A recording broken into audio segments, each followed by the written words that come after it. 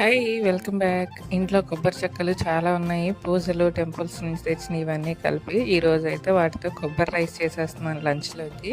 First అయితే కొబ్బరి ముక్కలు నీట్‌గా వాష్ చేసి, మిక్సీ చేసి పక్కన పెట్టేసుకున్నాను. ఓ పక్కన రైస్ కూడా కుక్ అవుతూ ఉంది. తర్వాత ఇంకొక ప్యాన్‌లో కొంచెం ఆయిల్ వేసుకొని పల్లీలు, పోపు దినుసులు, కరివేపాకు, ఎండుమిర్చి, పచ్చిమిర్చి ఇవన్నీ వేసి బాగా ఫ్రై చేసుకోవాలి. మనం పులిహోరకి తాలింపు పెట్టుకున్నట్టే.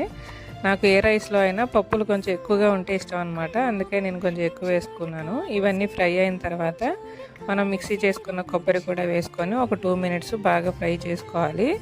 నెక్స్ట్ మనం ఆల్రెడీ కుక్ చేసుకున్న రైస్ వేసుకొని టేస్ట్ సరిపడా సాల్ట్ వేసి బాగా మిక్స్ చేసుకుంటే మనకి కొబ్బరన్నం అయితే రెడీ అయిపోతుంది.